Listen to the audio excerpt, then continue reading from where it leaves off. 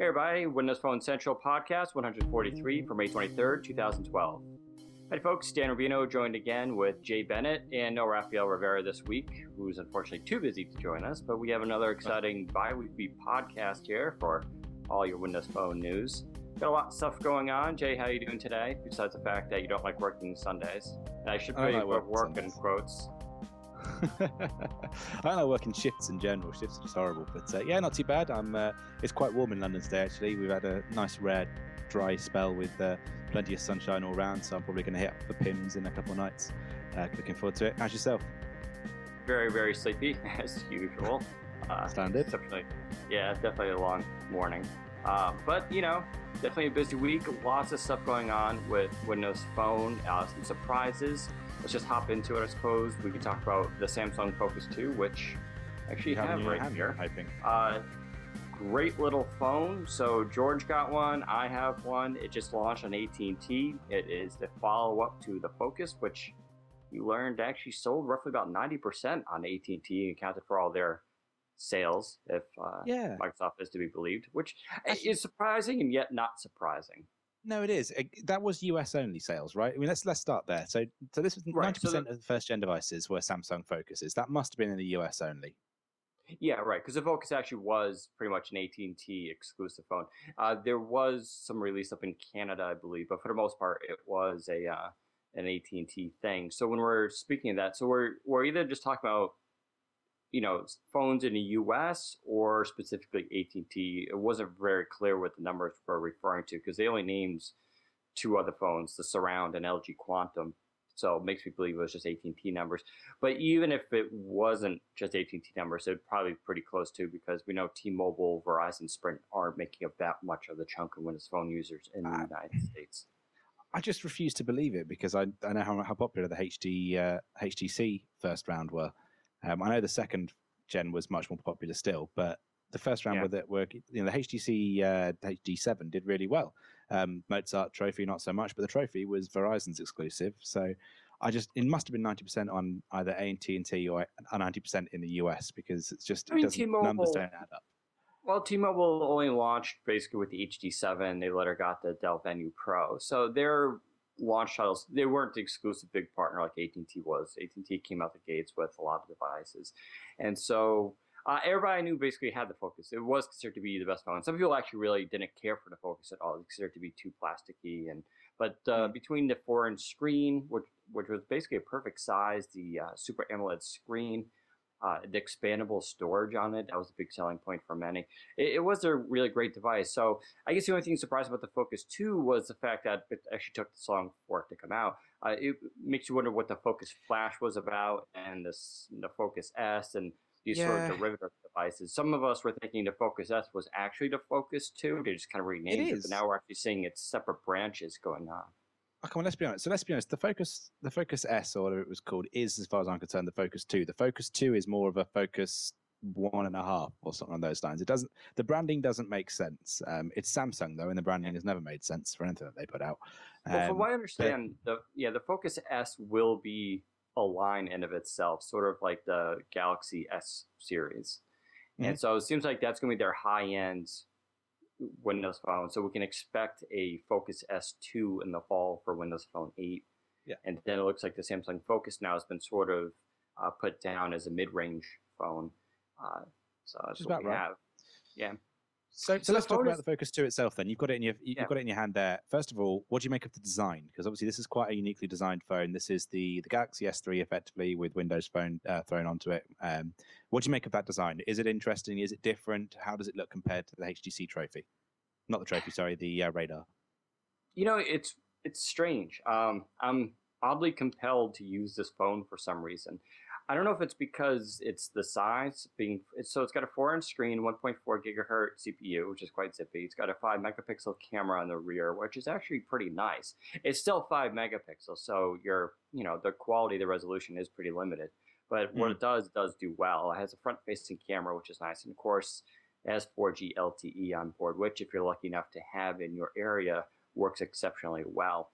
And other than that, is not too much crazy about it. It comes in white as opposed to black, which actually makes it stand out a bit more. But there's something I really like about this phone. It's the same reason I think I really like the original Focus. This kind of depends on how you use your phones. I know a lot of our audience are the big power users. They want the high-end specs and everything. But it really depends what you like. Like I do like the the Titan 2 is it's a big phone of mine. I really enjoy using it. Amazing camera, but at the same time, sometimes it doesn't feel like a phone. You're pulling out almost like a mini tablet. It's so big. And even the Lumia 900 is a pretty large device, but this actually feels more like if you just use your phone as a phone for checking email, a couple text messages, big maps, and your basic things.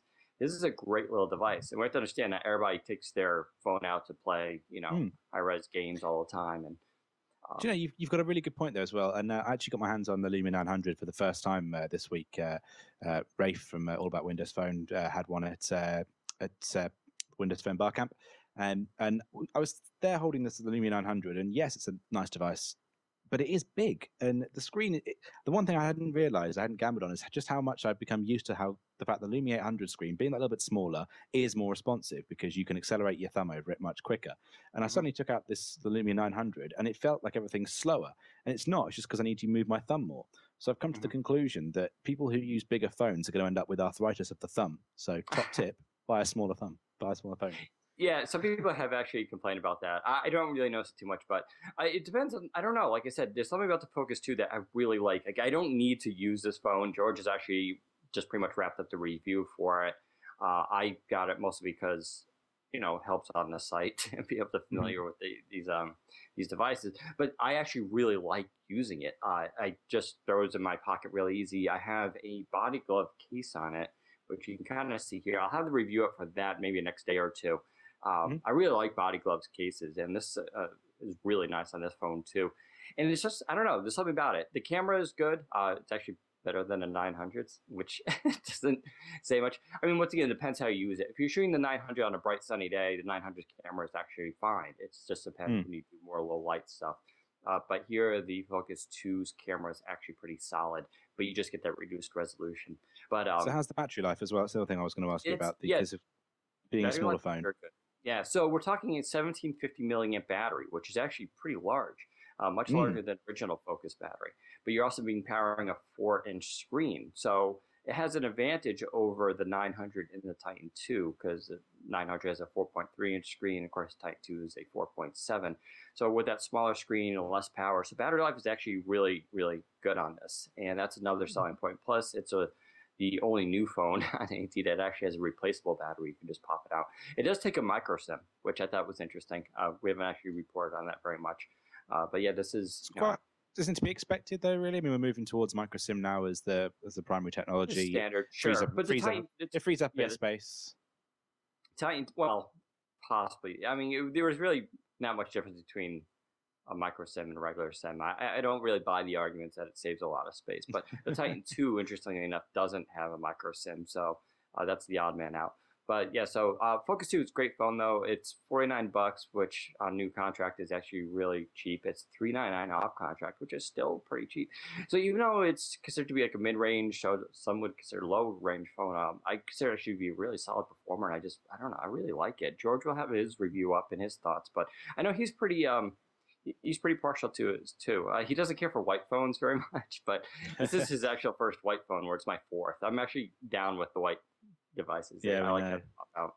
So okay, so this one versus we talked about this one versus the 900, but it's of course around a similar price point, if not a little bit cheaper than I think the Lumia 710. So this versus the 710, what would you choose? Honestly, tough choice. Well, yeah, I mean, I really like the 710. I think the design is great, and a clear black screen is really, really nice on it. But having said that, the Focus 2 has a couple of advantages. Larger battery. It's actually much bigger battery. The 710, I believe it's a 1300 milliamp battery, where this has a 1750. For all intents and purposes, they're the same design, same size devices. The 710 screen is also a 3.7 inch. This is 4, so you get a bigger screen. You get a front-facing camera, which, although it's only VGA, it's still there. It still exists. And capacitive versus physical buttons?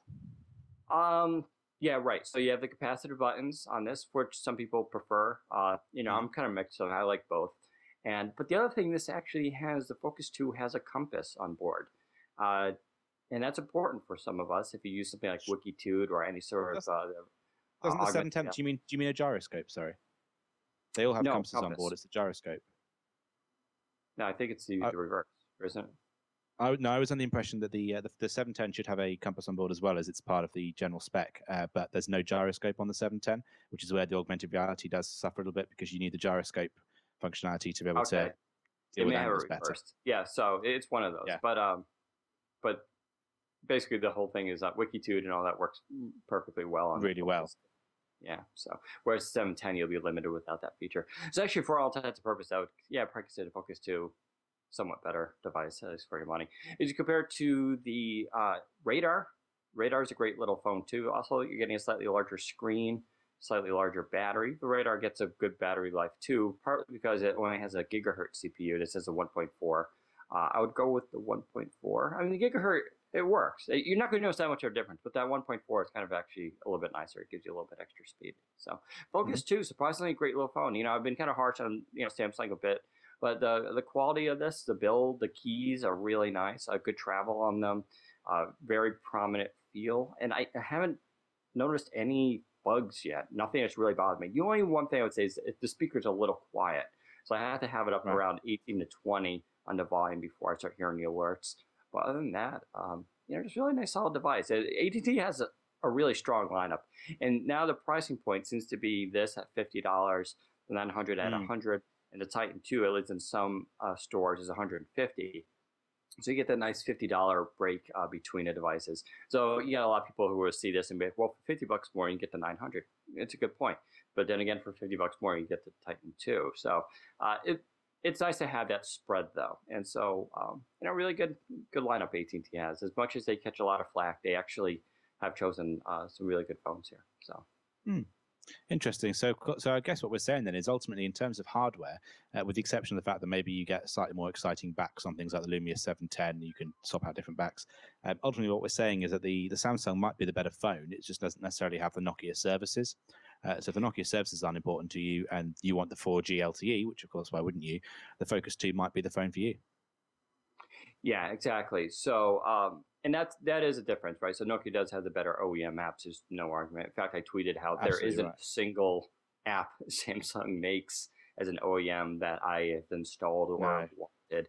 And so that is a big difference. That's not saying you can't find comparable apps to simulate what Nokia has offered. For the most part, you can, but that is a big selling point. And you have to admit, those Nokia apps are compelling for for some of us. So it's definitely a big selling point. Absolutely. But I don't know. I'm using the Focus 2, and I'll plan on using it for a little while. I'm glad I have to have in my little repertoire here. Your repertoire. Yeah. So you one of these days you're going to open up a museum of Windows phones through the ages, and it'll be the only one in the country, and it'll just be careful display cases. So that's the Focus 2. I'm actually going to jump around our script a little bit because Samsung also announced another device in the past couple of weeks, which is the Omnia M. I don't know if I think it was yourself that wrote the story originally when it came out. I thought this was fake when we first got the tip, I have to say, and I still don't understand this phone. Okay, what on earth is Samsung playing at with this Omnia M? So I'm just going to read out a couple of the details that we've got. It's got a 4 GB of storage, okay, 1 GHz of CPU, 4-inch Super AMOLED screen, and then it just has some bizarre amount of memory. It's something like 370 something megabytes of data. Of RAM. Well, that's after the OS. Yeah, they all kind of do have that weird number after the OS loads up. So it's probably the question is, does this now count as a low-end 256 megabyte device? Yeah, I mean, that's what I think this is. I think this is Samsung's play into the Tango phone, which doesn't surprise me too much, right? And Nokia has that, ZTE has one of those, so why not? Although looking at that, render, it looks a lot like the iPhone. It does, and it looks an awful lot like a slightly rounded edge version of the Omnia 7. Yeah, I mean, it's kind of funny just because Samsung's got a lot of hot trouble with Apple with their designs. And if you just quickly look at this, it's kind of like iPhone-ish when you first glance at them. front of it at least. Having said that, yeah, I don't know about this device. It's kind of strange. It is, like I said, the low end thing, which I know doesn't go over very well with our audience, at least for our interest. But yeah, it's kind of hard. 384 megabytes of RAM, and it's the thing I don't understand with this. But like, is it going to be that it can't? It'll try and run in 512 megabyte mode, and it'll try and run apps well, but will run them sluggishly, or has it just got surplus memory from the 256 megabyte baseline, which means that it will be able to do? It can't do extra stuff because it's in one of those two operating modes. It just seems like it's this completely arbitrary level of RAM, which isn't going to help anybody at all. It doesn't. It just doesn't make. This phone does not make sense. This phone is from another dimension. Maybe it'll run Skype. It might run Skype. Maybe it'll run Skype. No, it's kind of hard to say. Yeah, I don't know what to make of this device. It's not going to be. It'll be interesting to see how it's marketed and placed. I'm much happier with having the Focus 2. I'm kind of, I sort of wish Europe had access to the original Focus as well as the Focus 2, because I think they were really well. We didn't need the Focus. The Omnia 7 was absolutely fine for that. Yeah, but the Focus had a really nice design. I don't know. I would argue the Omnia is nicer. Yeah, possibly. I mean, but it's good to have options, I suppose. So. Certainly, I would have liked to see the Focus. The Focus S come over here, as that felt like it for a minute. It was Samsung's sequel, and then they just decided that they were going to barely support it. So here's my question then. Samsung have released two devices, Focus 2 and the Omnia M, this week, or announced them rather in the last couple of weeks. So what we have here appears to be Samsung's attempt at the next set, based on the fact that they had 90% of sales in first-gen devices, either in AT&T. We're not entirely sure where that figure came from. Well, it came from Microsoft. They won first generation, if we're being honest, when it comes to Windows Phone. Samsung won in first generation Windows Phone. I'm yet to figure out what it is that they're trying to do with this generation. Are they skipping this generation and just casually putting out a couple of devices, and then they're going to go big, supposedly, with Apollo Windows Phone 8? Have they given up on Windows Phone altogether? I mean, these devices paint the picture of a Samsung that's saying, we're not going to focus on Windows Phone. We're just going to casually throw out a couple of devices and see if anyone bites. Yeah, and it's always been sort of the complaint about some of these OEMs, Samsung and HTC, that they have their attention split between Android and Windows Phone, whereas Nokia, that's all they have. So Nokia's got to really focus. I mean, having said that, I would still say some Nokia phones are a little bit rough around the edges as far as bugs and quality control issues. That's not to say that they won't refine that and work it out, but Samsung definitely looks like to have been sitting out a little bit. It looks like any chance they had to have made a high-end LTE device was it's gone, isn't it? It's over. Yeah. Now we have to understand too. I don't want to be too harsh on Samsung. They make devices a lot of times based on what carriers want, and so in this case, AT&T I think kind of goes to them and says, "Hey, we want you to fill in this line." And clearly the way that Titan 2 is build, and then the 900, and now this device, it's a tiered system, and they overlap a lot, but there's a distinction too. So I think had Samsung gone to AT&T like, hey, we can release this awesome high-end 4G LTE phone, I think AT&T might have said, that's great, but we're not looking for that. We're looking for something more in our low ends, to replace the Focus Flash. So it's okay to be a little harsh on them, but at the same time, their options are limited. Even if they wanted to sell something big in the United States, I'm not sure where they would have gone. I don't know what T-Mobile, their plans are. Obviously, Verizon and Sprint are on the sidelines to Windows Phone 8. So, they can only do so much. Now, they have a little bit more options on the open market, but that's not a huge market, to be honest. Everything for these OEMs comes through carrier deals. And so, of course, they'll make the phones when the market, actually warrants them being able to sell this stuff, which is the harsh reality of the situation. Windows Phone is still a tiny percentage of actual market. Well, let's talk about market share, actually, because, of course, we had a couple of interesting stories this week, one of which is that supposedly the Windows Phone market share has overtaken the iPhones in China. Again, I'm not sure about this story and where the source was. Some people were suggesting it was only for 1 week of sales. I can't quite believe that it happened immediately and that quickly. 7% of market share in the company overtaking the iPhone, 6%. Although I can believe that a cheaper phone would have done well over there, seeing as China's obviously got a very large market of lower end phones, perhaps running Android, etc. What do you make of this? Is this good news for Windows Phone in terms of China? Is China a lucrative market? Well, Chaz had over WP Sauce had a good little piece on that. He's actually in that region and is a little bit more aware. He's noting how Windows Phone is actually on the smallest carrier there, and that it seems implausible that this would actually be accurate.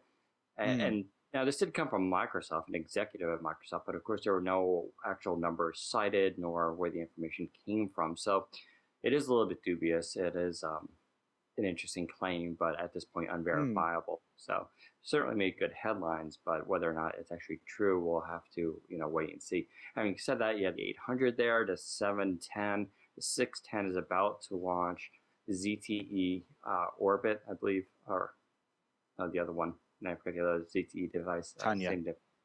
Tanya is about to launch. So there's also HTC has their Titan device there, which has a different name. So there are quite a few devices available, but having said that, I'm not sure that there's much of the huge carrier support yet. So it'll be interesting to see what the actual numbers are when they come out, and whether or not Microsoft will be kind of feeding those numbers. But it certainly gained a lot of headlines, that's for sure. So I guess it was good coverage, even if it wasn't necessarily accurate. And of course, the other thing, I mean, if we're not entirely sure if that's a particularly accurate claim, but there was some quotes from the CEO of AT&T this week with regards to how he was feeling about Windows Phone's current run. And there's a very nice picture of him being very, very smiley on our particular post in question. Ultimately, it's difficult to see here because all it seems to be is the Lumia 900 is selling better than they thought it was going to. The Lumia 900 is doing really well. Their stocks are going up because they're happy that Windows Phone's making more of an impact. I don't know. I'm starting to see some turnaround. It's certainly in the US market. We saw the numbers for Windows Phone going up quite largely in the last couple of weeks before counting Lumia 900 sales. And if we're to believe everything, it looks like the Lumia 900 is actually sold out or was sold out for some period of time. The Titan and Titan 2 have gone through some sellout periods. Are we starting to see a turnaround for Windows Phone? Are we starting to see Windows Phone 7 coming to the forefront of consumer conscious, or are we just sort of getting our hopes up over things doing better than they were expected? No, there's no doubt that Nokia has brought a lot of momentum to the platform. Whether or not it's enough to make a huge difference remains questionable, but it's definitely been a good push for both the platform and the OS, and I think we are seeing increased numbers and sales, and at least the media talking about it. I still don't think we're going to see a huge increase from Windows Phone 7. We'll see some nice number increases from the 900. We've seen some sales, over the last 12 weeks have been pretty impressive before the 900 came out. But I still don't think we'll see a big push, unfortunately, to Windows Phone 8, which keeps basically me pushing back when I think, the explosive moment is going to be. I actually thought by this time Windows Phone would have been taken off, but it's actually been a little bit slower. So I'm still putting it off now to, fall before we start Windows Phone 8 getting some more major market share. Yeah, I think you're probably about right. And actually, let's talk about Microsoft. Have one other little announcement, or I say announcement. Sorry, it was a patent application this week that came out of the works, which would suggest that they're putting together some kind of system to migrate all the apps, try and migrate all the apps across to Windows Phone if you're coming from Android or from iOS. This is really interesting, actually. I find it quite interesting because the principle, the idea is that it would read through your current phone or your old phone, have a look at what apps you had installed, and then it would go through Windows Phone and either migrate data where necessary, where it's possible, user data, and would also suggest either first-party apps if they're available, or whether or not they had a good third-party alternative. I think that's really interesting because there was always a lot of talk about how, there's a new market of people who don't have smartphones. There's this new market of people who are going to move on to Windows Phone because they'll choose that as the best option for their first smartphone. But actually, we're not breaking into that market perhaps as much as you might expect to, because people who have been in that area less likely to be technically savvy. What we'll start to see first is we've got to try and steal some market share from other platforms. And I think it's a really smart move from Microsoft here, because if I can pick up say I had an old Android device and I can say, right, well, this is all the stuff I'm used to using on my phone. This is what makes my phone home in my hand. I want to be able to pick out this my new phone, and I want to be able to just do everything, transfer over, and be able to carry on as if nothing has changed. And this is what this service is potentially all about. Now, we don't know if this service ever came to fruition, or whether or not it's just a patent application, because as far as I know over there, patent law is pretty fickle, so you've got to get in pretty early. But it certainly seems interesting. What did you make of this? I mean, it's possible. We get a lot of patents from Microsoft that never come to reality. So whether or not this actually be turned into something remains to be seen. It's a nice idea. Obviously, if it does come to be, it won't be for quite a while. So I imagine at least 6 to 12 months. So I like discussing patents, but I don't like focusing on them too much. It's why I know some sites go gaga over like Microsoft patents new foldable phone with rotating keyboard and buttons. I mean, okay, it's kind of cool, but there's way more of these patents being filed than they actually come to be. It's a lot of times it's like they put it in their back pocket in case someday they might actually use it, but I wouldn't use it necessarily as a crystal ball of what's going to come to be. I think that's a dangerous and misleading thing to do. I'd like to see it. Yeah, I mean, I think it's a good idea. But I'll be more interested to actually, it's vaporware, right? Until I actually see something in reality that does this, I don't think it's really worth, much more to discuss on it. It's a good idea. But Microsoft has a lot of good ideas. So, I mean, you can go back on our site. You can see stuff that they were planning with, motion sensors on Windows Mobile from 3-4 years ago that never came to be. I still think that stuff will happen eventually, especially with them purchasing, the component makers that may connect. But if I showed you those patents from 3-4 years ago and the slides from the PowerPoint presentation from Microsoft showing them how you put the phone down and use the camera as a sensor and you can pull it past your hand. It was really futuristic stuff from 3-4 years ago. That seems like it would be totally plausible to be able to do now, and it hasn't happened. So, I get a little. I don't find this stuff that interesting, I suppose. I mean, it is. It's good to make a mental note of it, but we'll see if it actually happens. Just check it off.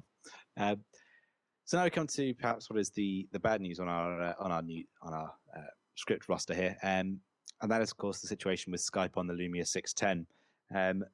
There's been an awful lot of speculation and discussion.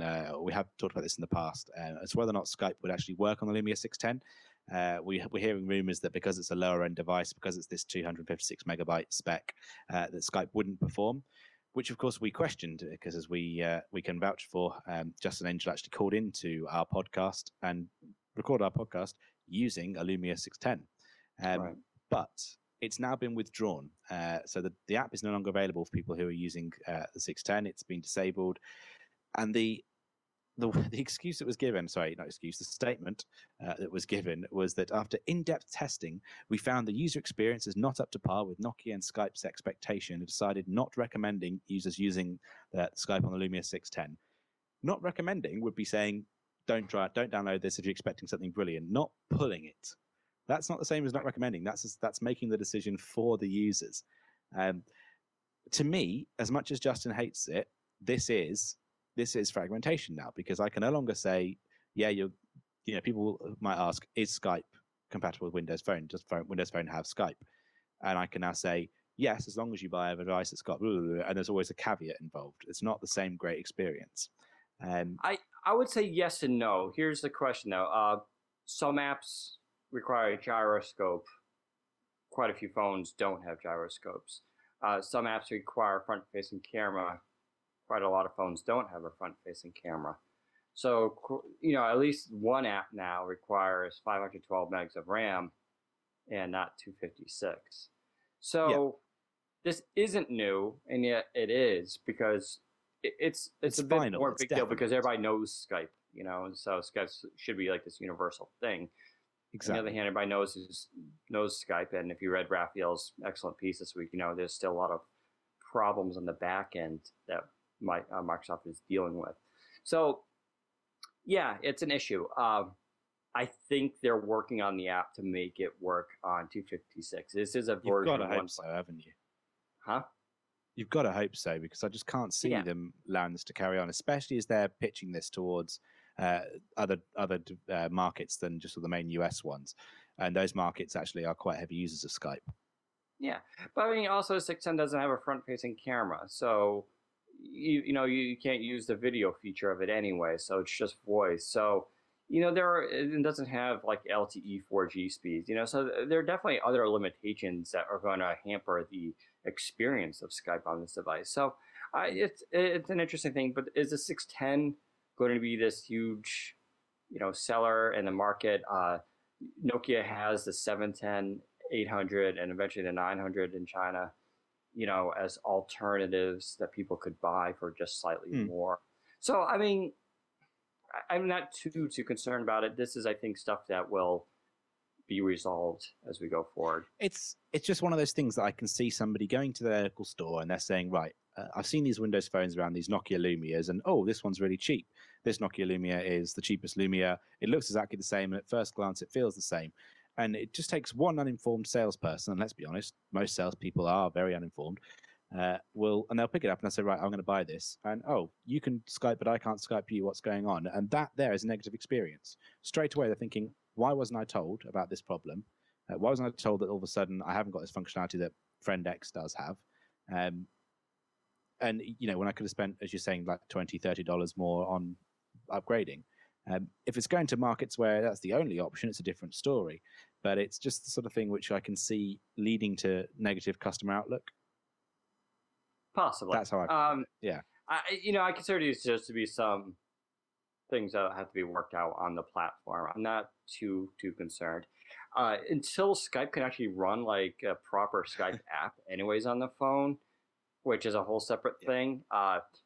It's still a novelty on Windows Phone, isn't it? Skype. Honestly, I haven't used it a single time on any of my devices outside of just testing it and to see if it works. It's sort of like my front-facing cameras. Don't use them outside of testing to see how well they work. So until this stuff becomes able to run in the background and act like an actual app, I still find it more people want it, but I'll be honest. I think I've used it once or twice. I'll be using it certainly more now that it's the only way to call my sister, who just had her Lumia 710 stolen. Speaking of which, if you live in the Cardiff area and you know someone who just got a pink Lumia 710, punch them in the face. It's not theirs, and tell them to give it back. That's all. Big problem here in New York City. Actually, they're actually creating a whole task force because on subways, people are stealing so many cell phones these days. Oh. Yeah, the worst thing is we can track it with windowsphone.com. Of course, we know roughly where it is, but we can't give the police an exact house number, so the police won't go over there. Right. So I'm suggesting that we get some baseball bats and just wander over there. Oi, a little run done. So yeah, if you live somewhere in Wales and someone just got to kill him, not kill him. Sorry, we don't condone killing. The other thing I was going to talk about, I had left it on the script, and then Raphael told us he couldn't make it, so I took it off. And that was Raphael's nice big article about Skype's limitations on Windows Phone. I don't really know how much to talk about this because Raphael went into a lot of detail, half of which I don't entirely understand. But it has generated something in the region of 70-something comments. And if you haven't already read it, listeners, I highly encourage you to. It's, I think, the first featured item in the top of our checkerboard. And he starts talking about the different methods of nodes and why Skype is a bit more complicated than perhaps other modern VoIPs, and how the P2P works. The fact they've actually got Skype login servers in the background that don't really do an awful lot of dialing. It's a really great article, and ultimately it points out as to why Windows Phone's client is in its current state. What I still don't fully understand is why it seems to work okay on the iPhone. Because they don't have the same kind of background tasks as us, but they do have some level of background tasks that I thought was relatively well limited. I don't understand enough of the Objective-C language to be able to say what the problem is. But it at least gives you an interesting perspective. And the point of the article that we can take away is that we know Windows Phone Apollo is going to have Skype pretty much baked into it. And that will be perhaps our big differentiator. I think part of it will be. I think the messaging aspect will be. I'm not convinced the VoIP part will be. I think it'll be a dangerous. Yeah. Bad news for you people. I hate to break it, but I think Microsoft's. I think they'd be a little. They're not that foolish. If they were to bake it right into the OS, it would cause problems with the carriers who are still a little bit hostile to third-party VoIP apps. You are cutting in directly into their source of revenue, the whole reason that they're selling you a phone. So if you're just giving it now, a lot of the U.S. carriers have combated this by, of course, limiting data. So we went from unlimited to 2 gigs. But I wouldn't necessarily expect full VoIP built into the OS, at least not universally. I think it's an option. I think that some carriers, Microsoft can offer that. This is and Elop talked about this right at the Nokia stockholder meeting. He said this is some people are actually saying, oh, Skype's a bad thing, everybody hates Microsoft, and this is going to actually hurt Windows Phone. And Elop was saying, the opposite basically. He says because we own it, we can customize it a lot more for the carriers, so they could bake it in if they want to. They can tie it into the carrier services if they want to. Gives them a little bit more nuance, a lot more control. So that's good. But I think it's a little bit dangerous to say that it's going to be completely baked into the OS. I don't think that's going to be true, at least across the board. Do you know what I think we might see? And I think it's interesting you talk about caveats, but I kind of expect there to be a Skype minutes in your tariff if they go this way. Or perhaps only allowing video calls and not voice calls, so that it absolutely eats up your data, or only on Wi-Fi and keep it like a FaceTime sort of situation, which I'm not entirely convinced isn't why Apple don't have FaceTime on 3G. It's just to make sure they don't piss off the carriers too much. But I could see a world where you have Skype minutes if it's baked into the OS, because it's the kind of thing you can easily track, and that way they would know if you've used up your quota and how much you've paid for. I know it sounds horrible. Yeah, it sounds horrible, but it would make sense. Like I said, we'll see more of this. And I don't want to speculate too much, only because why bother? It's going to be in a couple of weeks. We'll find out. I'm pretty convinced that we'll see something in June, a lot more details on what Windows Phone 8 is. And I don't want to go and say, spend all this time talk about what we think it may be when we'll actually find out in a couple of weeks. I know it's fun to speculate. There's a lot of these rumors flying around, Now there's That's a good point. What's the date for finding out? Yeah, and there's an unconfirmed PR agent, from Wagner Edstrom, who supposedly said that all devices will get Windows Phone 8. I still think that's crap. First of all, WagEd has people with names, and if they're not going to go on record, but yet go on record saying it's too wishy-washy. I think.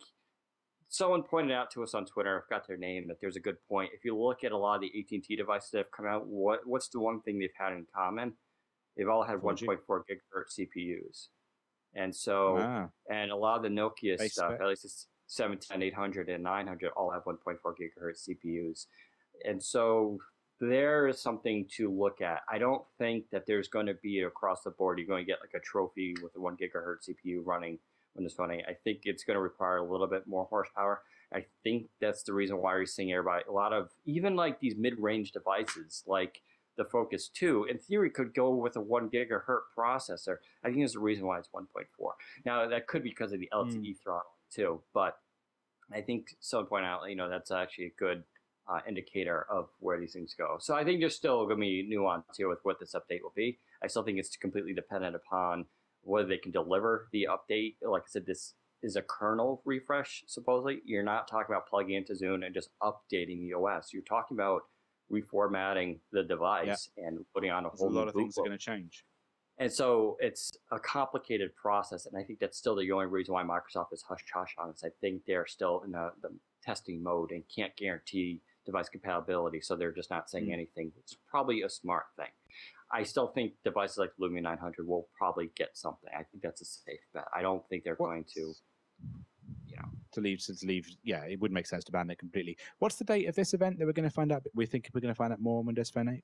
I think it's the third week of June. I think it's like June 20th. There's two things we got big in June. People, I'm just going to tell the audience right now, expect June to be a big month for stuff. We're heading into the next 6 months is going to be a really big time. It's going to be a busy summer. First week of June, myself and Paul Espeto, our gaming guru on our site, will be at E3. So we'll be picking up, we may even wonder why we'll be at E3 because the reason is because a lot of Windows Phone, Xbox Live games are actually shown off there. A lot of times these developers do have their devices, so hopefully we'll get some hands on there. Plus, we can report stuff on Xbox 360 and any integration stuff that's going on. So we'll be there at E3 Live covering all that information for you guys. I expect we'll be the only Windows Phone site there, so hopefully we'll get a lot of good info. Third week, we'll also be back in California for this Microsoft conference, dev conference, which coincides right around the same time Google has theirs. And so everybody's expecting them to show off Windows Phone 8 stuff, at least maybe the SDK, and talk about features finally. So expect Quite that. About and that, then you guys see, just like Mango, where we're going to just slowly build up to this release. And then, fall, we'll start seeing devices. And it's going to be a crazy season. We're going to be getting leaks and renders and all that kind of stuff and some contradictory information. So get ready, guys. It comes in June. It's going to be a busy month. And I'm hearing this from a lot of places that everybody's saying don't go on too many vacations in June. It's going to be a lot of info coming out. Just wait for that. Just wait. And of course, all these amazing events, none of which I was invited to. Just Yeah, it's a little expensive to fly you from UK. You could make the it international. I'm not ruling it out. I'm just saying international flights versus Raphael being in Arizona. You flew to London. You flew to London for Nokia World. I just made that realization. Yeah, I'm the editor of this. I deserve to go to these things. I have. I get it. It's a class system. Yeah, class. Right. Yeah, class. Okay. Let's go quickly to apps. Come on, we're going along here in time. No, Let's go okay. to Wall Street Journal. Wall Street Journal app came out last night. We told you actually this was coming out. If you follow our posts quickly, it's about a week ago. I think we actually mentioned that was coming. Now, it's actually a really nice app, but as some people point out, this is not the same app as a lot of other platforms have. Meaning, you can't access the Wall Street Journal's actual archive. Now, for some people who actually pay for the Wall Street Journal, and that's a big, important segment of the market, this app actually offers nothing for them. And so if they pay for online access. Usually on iOS and Android, you can have apps that will allow you then to access that firewall and pull up data. This is different. This is the Wall Street Live app. So it's actually really beautifully done. It plays exceptionally well. And what it is, it provides basically 4.5 hours every day of news clips and news stories. And so in that sense, it's actually kind of nice because you can just watch the news instead of reading it, I suppose, if you're lazy. But it's actually a good service. And so it's beautifully done app. Now, I talked to people who are involved with this, and I can tell you right now that as of now, there is nothing, as far as I know, as far as on the map of being an official Wall Street Journal reader app in the works. That's not to say they're not watching this closely. So give them feedback on this app. If Wall Street Journal sees people using this and positive feedback, and of course, when this Phone 7 becomes more widely used, they'll definitely, port that over. But as of right now, it's still limited. Having said that, I think it's a beautifully done app. It's nice to have on the platform, and we always like these official apps. Combine this with Time, which also came out, Time Magazine, Daily Beast, and the official LinkedIn app, and we'll get some nice big titles coming out. So let's talk about some big ones. I mean, obviously, Wall Street Journal's not a big deal for me over here, but I know you were quite keen this week on TalkBox that came out. TalkBox is a cool app. So this is yet another messaging app. We have a lot of these now on the platform. Kik and WhatsApp are the big ones, but you have these next tier ones. TalkBox is like Kik and WhatsApp, but it does voice clips, which is a nice little twist. So you can just push down the button, record. I think it's up to 30 seconds or a minute voice clip, and then send it off. Actually much easier than using, typing out a message, and it works pretty well. It's a nicely designed app. What I like about these guys is they didn't just port something over. They actually considered how Metro is used. It has little subtitles in it that kind of, when you get a message, it actually flips around and shows you the message. So it's actually really? Yeah. You should give it a shot. A cool try it. It's well done. The graphics are nice. It's pretty fast. For version 1.0, I was impressed by it, basically. I'm not saying there isn't room for improvement, but I actually like it. And I think since it's on iOS, it's on Android, you get that whole parity with friends, so it should be easier for you to sign up for it. But it's free. Worth pointing out, of course. I'm quite curious to know, obviously WhatsApp does audio clips as well. Would you say it's a better experience than WhatsApp's audio clips? Yeah, I think, WhatsApp is pretty plain. I like the design of this. It has a little bit more punch to it. WhatsApp has, there are a lot of people use WhatsApp, use it because all their friends use it. That's really the big determinant of the popularity of these services, right? I can brag all I want about TalkBox, how great it is. But the fact is, if your friends don't use it and they all use Kik or WhatsApp, that's what's going to actually determine whether you like this. Having said that, I think WhatsApp has a lot of complaints on Windows Phone. It's a little bit slow. It looks kind of boring. And, I'll give the WhatsApp team credit. They do consistent updates. Basically, you can bet on every 30 days they're going to push out an update with 1 or 2 new features on board. So they're very conservative, but they're doing a pretty nice job with it. I still prefer Kik if I have to choose one. But now I'm also giving TalkBox a serious consideration because I think it's actually well done. I sort of like the idea of the voice clip stuff. So. But TalkBox is actually bigger for the Asian markets too. I'll throw that out there. So for some people in U.S. and Europe may not see the benefit of this, but for Asian markets, TalkBox is actually pretty large. So it's actually important to have it on the platform.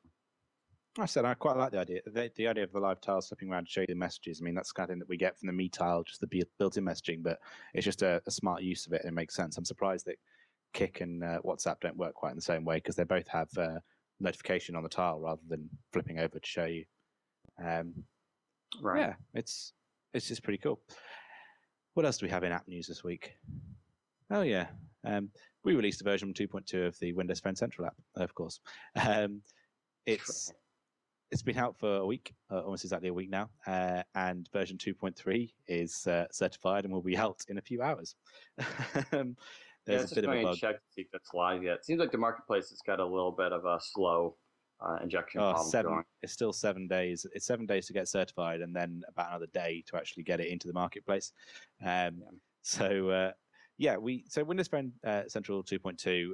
I spent quite a bit of time on this one. It was sort of more about trying to improve the experience, but I didn't get it right first time round. And what we brought in with 2.2 was things like links in the comments people were quite keen on. I built a brand new logging tool in the background so that we could try and pick up when things were going wrong and how people were using the app. That's been open sourced. It's available to anyone who wants to use it. And we've also switched to built-in social media sharing. You can use larger fonts in the articles. You can double tap view images.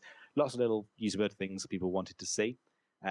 What 2.3 brings is only a couple of things. We've added in an option for new Wi-Fi or Wi-Fi toggle. Say if you're on Wi-Fi, always use the highest quality images. We've also done some optimization again to the scrolling, thanks to one of the comment users on our site. When you see version 2.3, all scrolling concerns should be gone. Daniel, I hope you've been testing it, but the scrolling is now perfect as far as I can tell. Right. Yeah, no, it's definitely better. 2.3 is going to be a nice update, so definitely look for that. We'll do a post when, of course, it's live. But we threw in some more wallpapers too. Oh yeah, we threw in some new wallpaper. We threw in some new wallpapers, and we fixed that bug that kept crashing it. So it's hopefully going to come in and be a nice popular update. Keep stability up, and the app will be celebrating its first birthday in just a few days. And keep your eyes peeled to the site. We might have a little announcement around that as well. I cannot believe it's been almost a year, actually. Time is flying by. Just so long ago that I released a little baby out into the world. Actually, just to pick up on a quick point, Eric Einstein in the comments is asking what's happened to the new Facebook app. Have you heard anything from the developers? No, I haven't. They said that they're basically, it looked like they wrapped up it and they are testing it. And so if I had any information, I'd certainly tell you guys. That's all I can tell you. When we don't post information on something, it's simply because we just don't know. I wish I could tell you Facebook, it's right around the corner, it's about to come out. I can't tell you that. I expect it, like anybody else, to come out soon, but no firm dates. I know people are very anxious to get this update. Just be able to sit tight. So sorry, no more info on that. Okay. Our connections don't go so far. Yeah. So we haven't got full, we haven't got complete ability to see into the future. We need to get a crystal ball. Daniel, sort it out. Let's get a crystal ball. Yeah, definitely. Okay. I'm going to pick up one thing from the rest section, the Final Fantasy and Super Monkey Ball 2 story. Yeah. Did you read through this one? Are you a Final Fantasy fan? I did read through this. Not a Final Fantasy fan. Still, like a lot of things, I recognize the importance of having Final Fantasy on the platform. I'd much rather have it for the hardcore people out there. I know Final Fantasy is extremely popular. I've never gotten into the genre, so I have absolutely no attachment or interest in it outside of a professional interest. But yeah, it's nice. So Final Fantasy is coming to Xbox Live. I think it's going to be very cool. It's a good selling point. Big title like this always helps to have on the platform.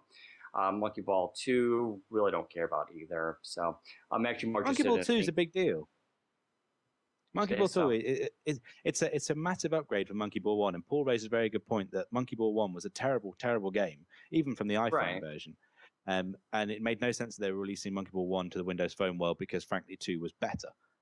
And I'm actually expecting quite big things from it because Monkey Ball is one of those weird games that's 3D and cool, but actually you can play in short bursts. It's perfect for that. So I've got high hopes for that. Yeah. I'm more interested in Geodefense. You really don't care. No, I don't. I think Geodefense Swarm is much more interesting, and I'm glad to have that on the platform than Super Monkey Ball 2. I think the whole Geodefense series has been absolutely just a lot of fun. Yeah. So I like those kind of releases better. This week we saw Droplets, which is kind of like, it's an interesting game, actually. The graphics are really nice on Droplets. It's a little complicated. I haven't actually tried to it didn't seem like much, I have to say. I'm still playing Feed Me Oil. Yeah, Feed Me Oil.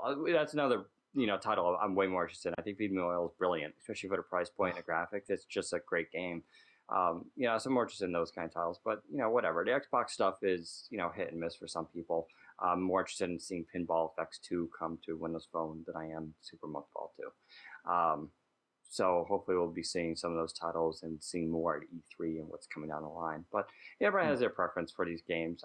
I'm still more of a big fan of some of the independent stuff out there. There's a couple I'm playing now, which I'll hopefully be covering when I get more time.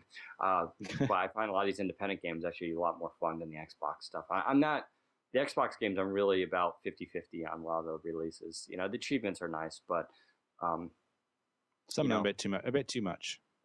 I still, like I said, I think the independent stuff is oftentimes a lot more better and creative. That's me. Yeah. You want to talk about the bar camp quickly since you were there? You're going to have to talk, right?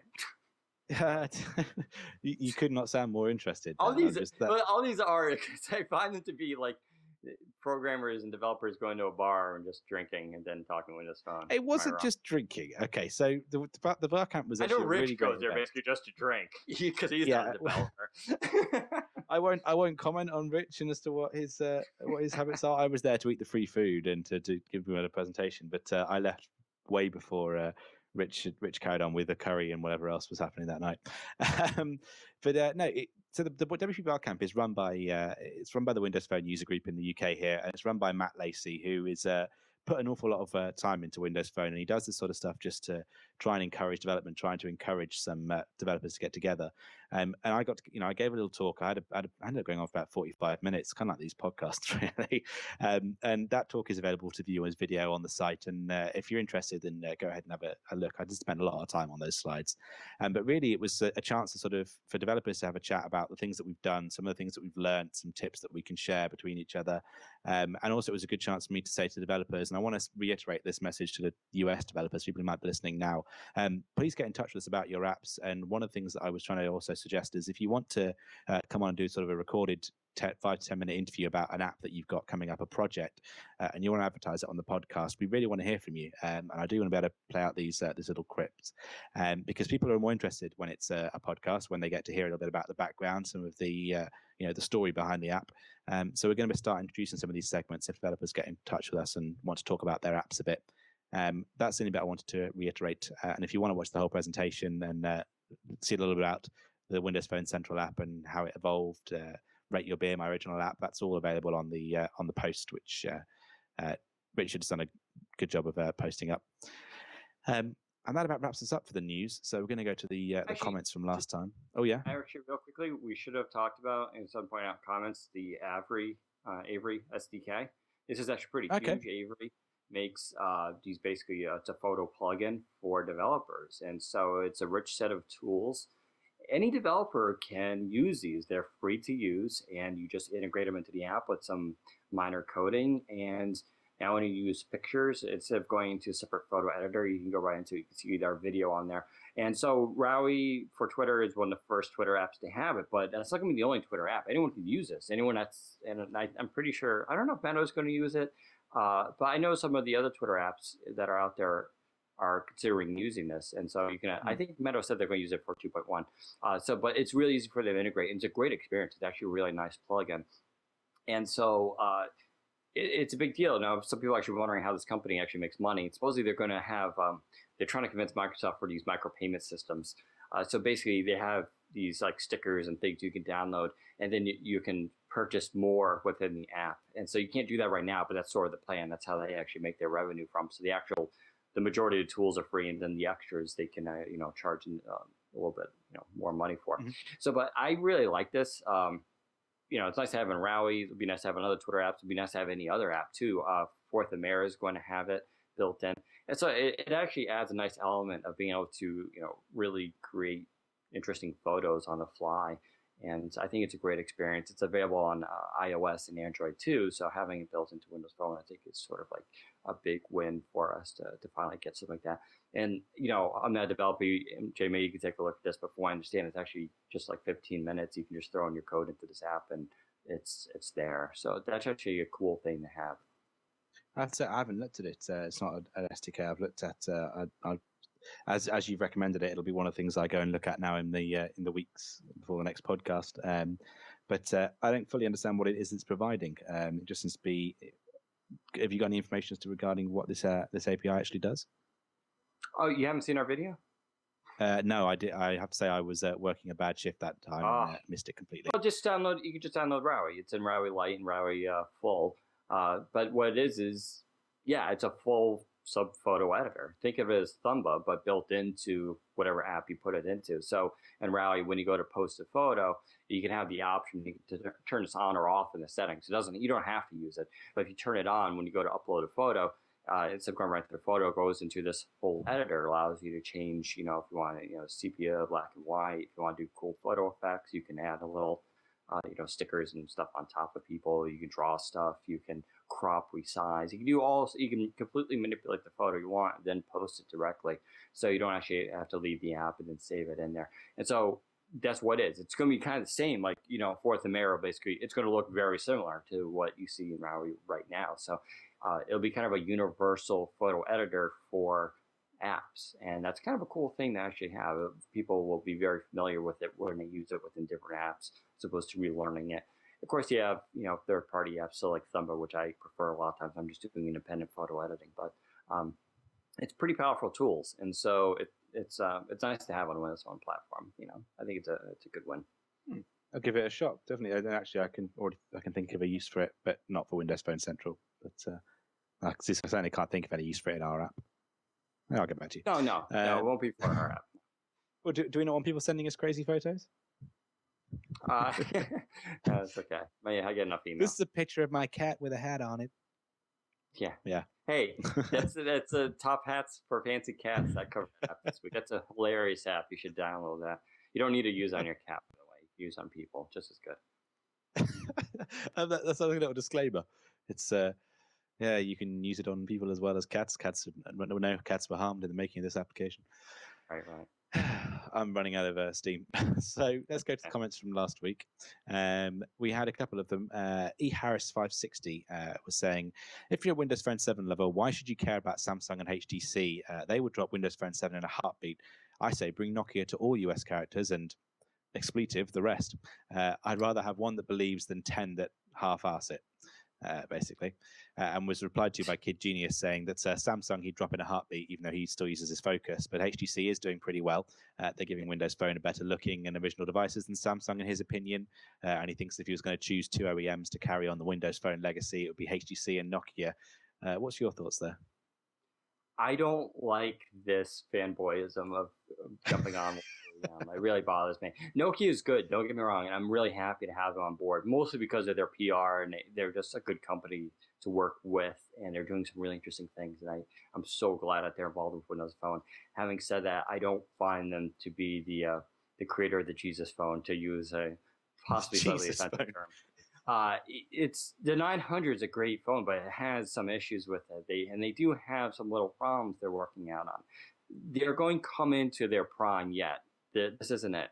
And I don't want to put them on a pedestal and put down HTC and Samsung. The Focus S is a great phone. I mean, it really is. It's a solid device. It's the thinnest thing I've ever used. It's so light and thin, you throw it in your pocket, you don't even know it's there. And it's fast. There's really not much wrong with it. The Titan and the Titan 2, I think, are amazing devices. The Titan 2's camera, everybody knows I go off on this all the time because I use a lot of photos, but the Titan 2's camera is really a nice camera. So I don't want to put down these OEMs. Yeah, they do have vested interests in Android, but I can't fault them too much because they went to Android when Windows Mobile was dying. So we want their companies. They got to make money. They had to do something. So yeah, they went with Android, and they're making they're shipping phones. That's what they do. I think when Windows Phone, when it gets really big, they'll be more than glad to put out some flagship devices. And at some point, they could even give more attention to the OS at that point. But I think it's a little bit wrong. And I don't even think Nokia would want us to be like completely slamming HTC and Samsung. Their official policy, of course, is always that, the rising tide lifts all boats. They do well, but everybody else will, benefit from it too. I'm okay to keep Samsung and HTC around.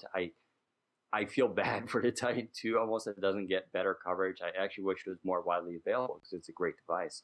I think George and I both would vouch that the Titan 2 is sort of a better phone than the 900 as far as actual daily usage. But the 900 brings the sex appeal and, this whole, it's just a beautiful looking phone. And Windows Phone really needed that to actually capture the imagination of people. So I'm not a fan of this. And I know a lot of people... comments have gotten a lot more Nokia for the win, Nokia all, screw everybody else. And, okay, everybody's entitled to their personal opinion. I don't share that. I'm glad to have Nokia here. But these other companies bring stuff to the table too. And so. Very true. And of course, if it was all a Nokia experience, then we wouldn't necessarily have the competition that we need. And HTC are currently playing a very strong game with regards to trying to make sure that Nokia competes at the high end, and I would say that Samsung are playing a good game that keeps Nokia competing at the low end. So it's all about the competition for the consumer to win. Yeah. So Aaron 3 also said last week he likes our argument about Nokia not trying to fragment Windows phones. This was your article or a couple of weeks back. He's saying that the point is well made, and you do your best when the rear is on the line. You need to survive. Nokia is doing exactly what it needs to do for the growth of the company, growth and increase in the share of Windows Phone market share. This was, of course, us talking about Nokia buying into developing apps like Angry Birds Space and other unique apps that will be exclusive to Nokia at first. Then there's an awful lot to cover there. Go back and listen to that podcast if you're interested. Winmo Doug then shared a comment which I don't want to particularly read out on this one. I don't agree with what you said, Winmo Doug, and feel free to obviously drop us an email if you want to discuss it further. And cirrhosis of liver, I think it must be. I am new to this and considering switching from Verizon to AT&T, cue the Imperial March music, which is odd since Lumia's come in Stormtrooper white. He just got a Lumia, and Nokia has always built just to get a Lumia. Nokia has always built nice phones, and the 900 being the only Windows Phone 7 he's played with is no exception. If it will be upgradable to Apollo, then he will definitely break his Verizon contrast as he's starting to see slow 3G and every phone is an Android. He says thanks for them doing the podcast. He's enjoying it. We think Verizon might step up to the plate with Windows Phone 8, don't we? We're actually starting to think they're not going to bring out a Lumia 900. I mean, yeah. I think I don't think anyone else is going to get the 900. I honestly don't. And Verizon has basically commented publicly that they're looking at Windows Phone 8 now for obvious reasons. Same reason AT&T is using Windows Phone because they don't make that much money on the iPhone. Yeah, they get a lot, people signing up, and now everybody has the iPhone. It's sort of, you're just fighting over the same audience. So yeah, expect something from Verizon, but we're talking November. That's when I'm throwing down a date for these carriers. I think that's when we'll see devices. It's one the last two cycles we've seen is November. So if you haven't figured that out yet, that's when these things launch. I think it's a pretty good indicator. There could be some flexibility there, but I think that's sort of what you should be looking at. As far as whether 900 will get that update, and whether or not you should jump, it's up to you. It's a tough decision. I can't guarantee the 900 is going to get that update. So, it is what it is. Well, we wait a couple of weeks and we'll have more information. But It's a tough decision. I still think no matter what Verizon gets, I think AT&T will still be the bigger supporter, at least for some time. But it'll be interesting. Verizon could also do the whole Android thing, right? With Windows Phone, they could really get behind it and just go crazy. So I don't think they'll have to until mid 2013. So, but that's your option. But a lot of times I tell people, your carrier choice just strictly depends on what's your reception and what works for you. I have find a lot of people going, T-Mobile sucks. Right? It's because they don't have good coverage where they are. But that doesn't. If you have excellent coverage, T-Mobile is awesome. So it's completely relatively dependent upon that. So there you go. So we're going to go to questions from our audience, and I'm going to start off with one that I actually picked up some time ago. It's from Daniel Araya. It was asking, do we feel like carriers' control over Windows Phone 7 OS updates, e.g. the way AT&T has been controlling Tango updates to its Windows Phone 7 phones, limits the OS as a whole? Do we feel like Microsoft would be in a better position if it could control and push updates to Windows Phone 7 devices exactly when they feel it's necessary, like the way Apple controls iOS? It's a big question that I think we've spoken about to death, but what's your latest stance on it? I mean, of course, I think Microsoft would like that too, but that's not the reality of the situation. Everybody wants the carriers to be dumb pipes except the carriers. And so the carriers want the control. And so Microsoft has to play ball to a certain extent, and they are. They have wrestled more control back, I think, from the carriers than previously. I still think they're in a better position than Android, who, pardon the expression, are basically whores for the carriers. I mean, they just go, whatever you want to do it to us. And that's what happens. And you get these, that's why it has perpetual delays. I mean, it's still like, 1 or 2% of phones have the latest update for Android. And it's a pretty terrible system. Microsoft is nicely placed in between what Android is and iOS is. And I'm actually kind of okay with that. I think you're going to see, you need to have that flexibility with the carriers. It's a game Microsoft has to play. Microsoft's not in a position to completely dictate everything to the carriers. They can go, our way or the highway. And I think the carriers, up until recently would be like, okay, see you later. I mean, they're already playing ball with the carriers, and Sprint and Verizon are kind of like shrugging their shoulders. I don't see how, if they were Microsoft, were to go give us even more control back, companies like Sprint and Verizon and even T-Mobile, who are a little bit cold, would be like, oh, sure, give us 5 phones now that we can't do anything with it. So until Microsoft gets stronger presence, and that's what this is, it's about power, they can't dictate that much to the carriers. So, of course, it would be nice to have that direct route. I wouldn't count on it, though. So, yeah, agreed. And as you say, it's something that I think Microsoft do want. It's just a case of they've got to play a game at the moment. You don't get to be in Apple's situation and be happy about it with every carrier until you're really controlling the market. Jason Corwin asks us, what do we not like about Windows Phone, and what advantages do we think Windows Phone has among the other mobile OSs out there? It's a massive question. Yeah, I'm gonna go with what do I not like about Windows Phone, which I'm struggling with at the moment. I'm about ready for them to start lifting some of the restrictions off with regards to development.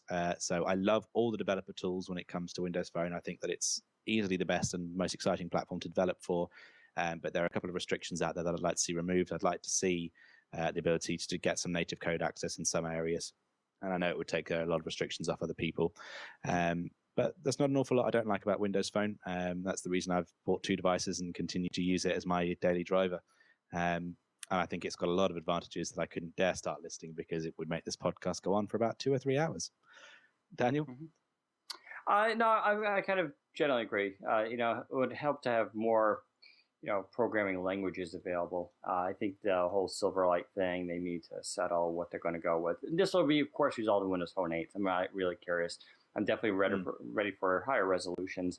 I don't demand higher resolutions. I'm fine with the 800 by 480 technically, but it'll be nice to have a lot more hardware flexibility so the OEMs could sort of start putting in more cutting edge technology, which is sort of what we really need at this point. I know NFC is sort of like this catchphrase and sort of gimmicky right now, but stuff like that actually is kind of nice to have. So, that I think is, basically whatever's coming with Windows Phone 8, I think is going to be kind of what I want. And as far as what I like about it, I tweeted about this week. I like the Focus 2, the fact that I can get this $49 phone. Of course, I paid full price for it, but and still have a wonderful experience on what many of our audience consider to be a low or mid-range phone. I'm a pretty big user of these devices.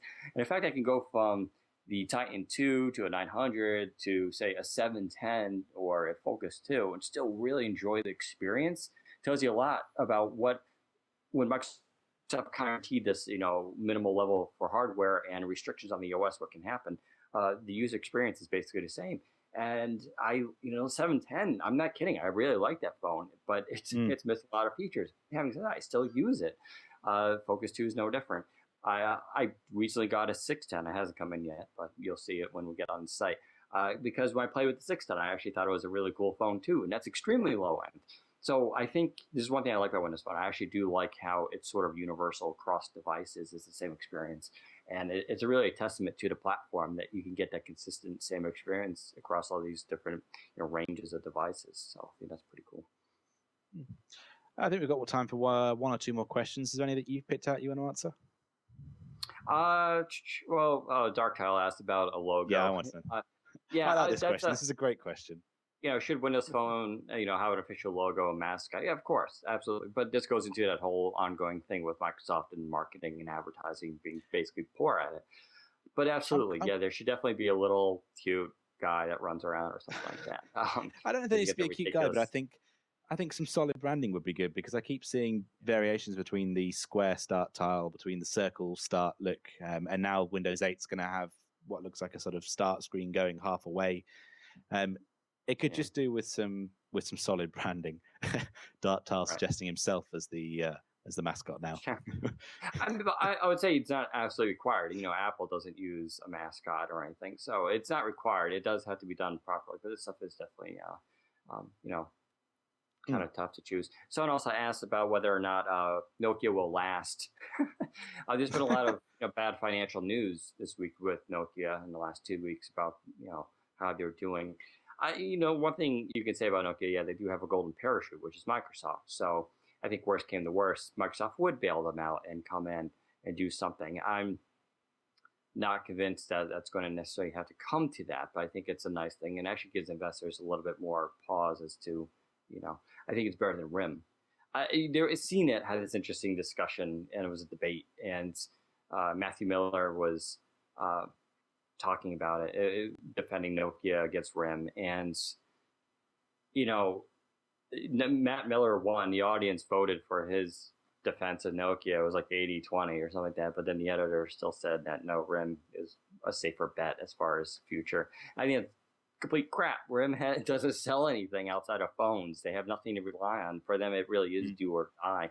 Nokia, same thing, but Nokia has Microsoft to bail them out and support and everything. RIM doesn't have anybody like that. So I find this idea that RIM is in better position than Nokia to be, complete nonsense. I think Nokia definitely has, better chance of surviving. So, but we'll see what happens. If Nokia is having this much trouble, right now with a system that's been out for 2 years, I can't see how RIM with BlackBerry 10 is going to have an easier time at all. I mean, this is just, I think RIM is really tough. I'm looking forward to the next Mobile Nations podcast you're on, because I can see you and Kevin actually killing each other. Kevin won't really Kevin internally won't disagree with me. Publicly, he will. I'll tell you that. He'll hate me for saying that, but I mean, they know. Kevin's a smart guy. He knows what they're up against. It's tough. They gotta, he's excited about BlackBerry 10, but he knows they have a real tough road ahead of themselves, and you just have to look to the problems that Microsoft's having with Windows Phone, which for all intents and purposes is a brilliant system, and it's still struggling a lot to get market share. So we'll see what happens. I'm going to pick up one more question because Kid Genius has asked it twice, and it's something I actually want to know as well.